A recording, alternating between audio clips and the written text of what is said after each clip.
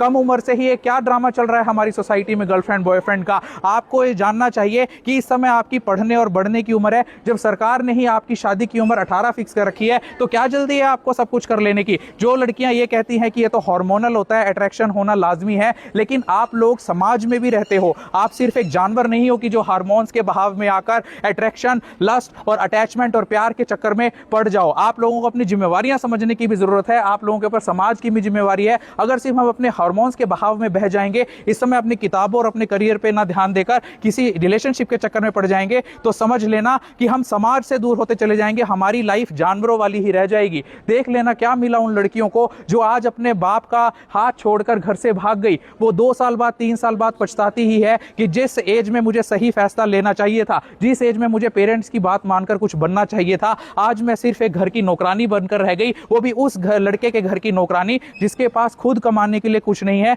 जो पंक्चर लगाता है, जो मैकेनिक है। क्या आप एक पंचर लगाने वाले से शादी करना चाहती हो? कितनी लड़कियां एक पंचर लगाने वाले से शादी करना चाहती हो?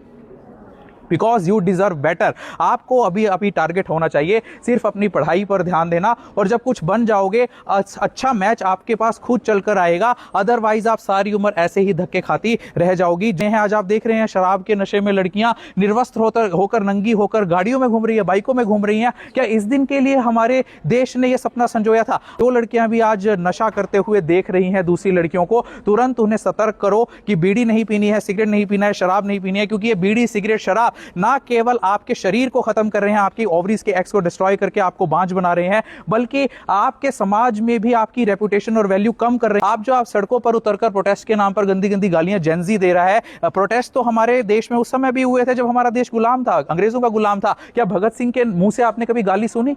क्या लक्ष्मीबाई के मुंह से आपने कभी गाली सुनी? क्या सावित्रीबाई फुले के मुंह से आपने कभी गाली सुनी? तो आज ही छोड़ दो उन मां बहन बेटियों को गालियां देना, उनकी गालियां देना। जिस देश में बेटी बचाओ बेटी पढ़ाओ के नारे लगते हो, अगर उसी देश का छोटा बच्चा से लेकर बड़ा बुजुर्ग मां बहन और बेटी के नाम पर गालियां दे रहा है, तो धिकार है ऐसे नारे पर, और धिकार है उस बेटी मां और बहन के सम्मान पर जिसकी झूठी कस्में हम रोज खाते हैं। रक्षाबंधन के नाम पर जिसकी हम राखी अपनी कलाई पर बंधवाते हैं, अगर हमें वही बहन मां और बेटी की गालियां रोज देनी है, हर रोज देनी है, चाहे एक छोटा बच्चा हो या टीवी पर डिबेट पर बैठा हुआ एक नेता हो। छोड़ दो आज सभी उन मोबाइल फोनों को जो तुम्हें गंदी आदतें सिखा रही हैं, उन सभी फिल्मों को जो तुम्हें गालियां सिखा रही हैं, जो अपने पेरेंट्स की डिसरिस्पेक्ट करना सिखा रही हैं, और साथ में तुम्हें इस बात का बढ़ावा दे रही है कि असली फ्रीडम आपकी कम कपड़े पहनने में है। असली फ्रीडम आपकी कम कपड़े पहनने में नहीं है। असली फ्रीडम गर्भ निरोधक गोलियां खाने में नहीं है। असली फ्रीडम किसी लड़के के साथ भाग जाना नहीं है या सड़क पर नंगा होना नहीं है। असली फ्रीडम है अपने हकों को जानना, अपने हाथों की किताबों को थामना और कुछ बनकर दिखाना।